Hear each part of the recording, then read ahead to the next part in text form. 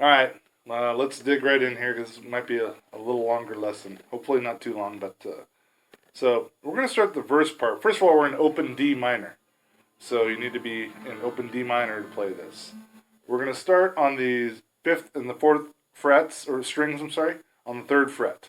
We're going to kind of hop around for the first part of the verse here like a...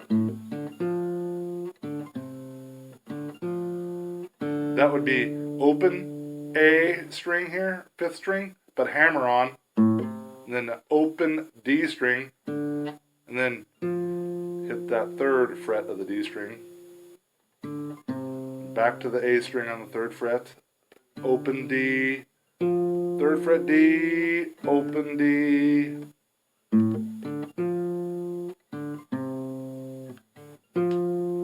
A lot of open strings and 3rd frets happening there, as you can see. Then for the second part, we're going to hammer on the A again like we did in the beginning of the first part of this verse. And then we're going to go D string. We're going to land on the 3rd fret of the A string, open A string, 5th fret of this E string, open E, 3rd fret, and then open E again. So I'll play that through really quick, slow.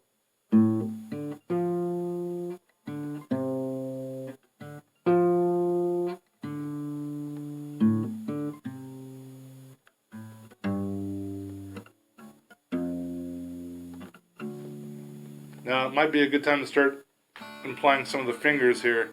You can hit these bottom 2 strings anytime you want, and it'll accent everything. I'll play that through one more time, little quickly here, but.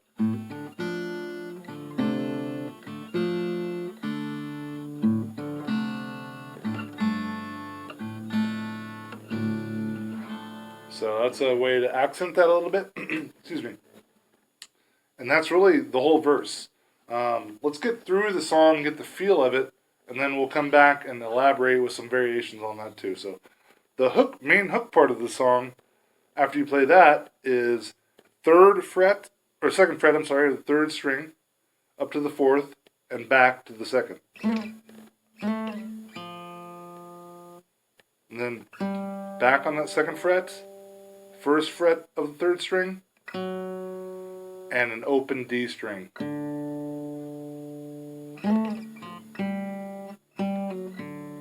And then we're going to add that later, but let's just focus on this part right here for now.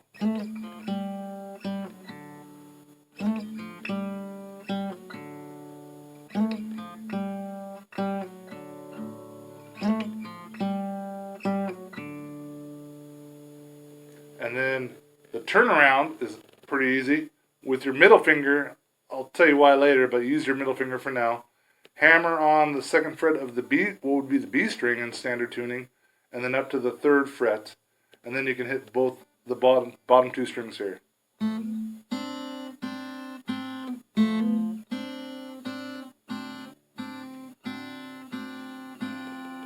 Then you start over again.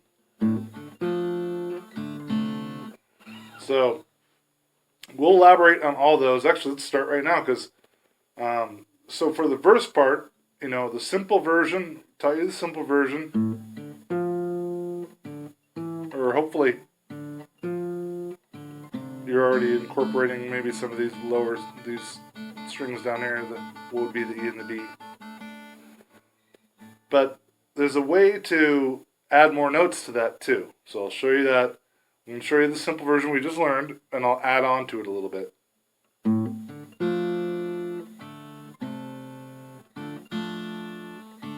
Then this part,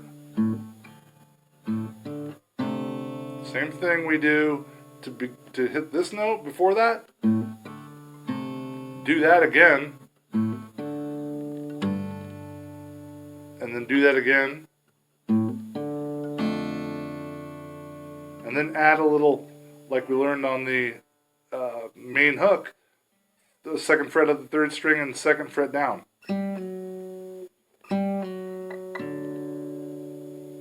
So if you put that all together,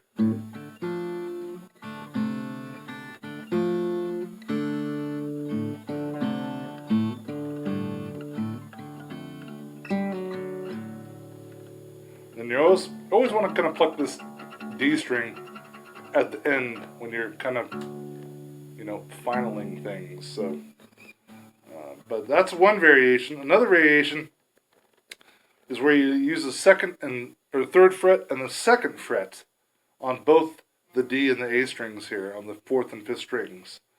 So I'll show you a little lesson or a little trick where you can learn this really well. You start hammer on the second fret of the A string this time, but land on the third fret of the D. Then we'll do the same thing. It's almost like a crisscross pattern where you hammer on the second fret of the D, but land on the third of the A. So follow me here. Play that back and forth for a while. Because that is kind of I wouldn't call it a solo, but where he adds as many notes as he can. So,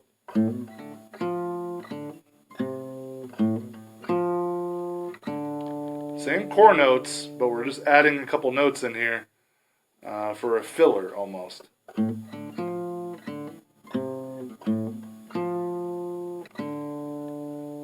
then do the same thing when you're playing the rest of it. And then this little change is cool.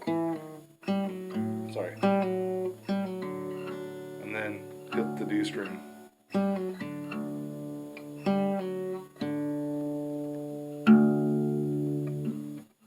That's a good little change right there.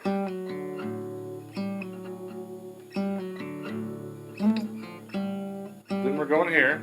Add the bottom, this first string if you can, every time you play that too. It adds more character.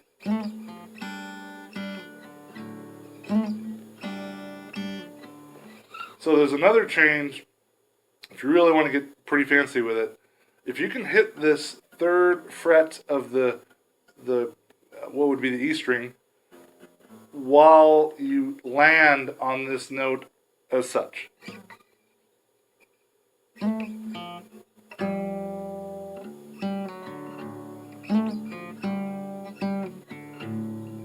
On the hook part.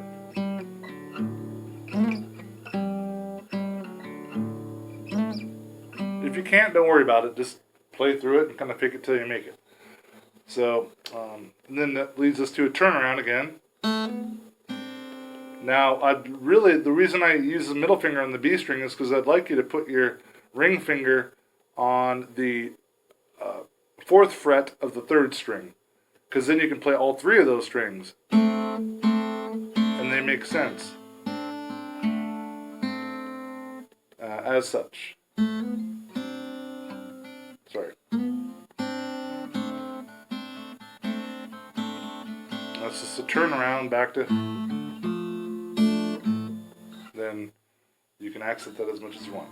One reason why I like this part too, if you can put on the third fret with your middle finger and the ring finger on the fourth fret, there's another little change to the song you can always use, where you hit those three strings and this D string up here, which is tuned to a D, would be the E string. Then you can kind of have a little.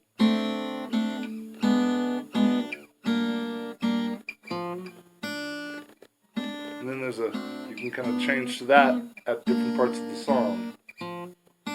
And this little turnaround here is just hammering on the first fret of the third string, and then hitting the bottom, this first string, back to that open string. Play it slowly.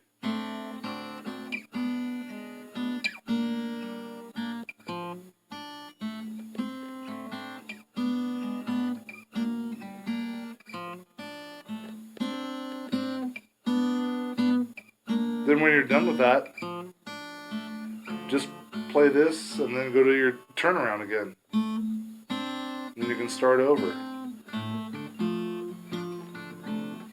So, in a nutshell, that's a simple way to play it and get through it. I'll play it again one more time slowly, and then we'll call this quits for this video. So.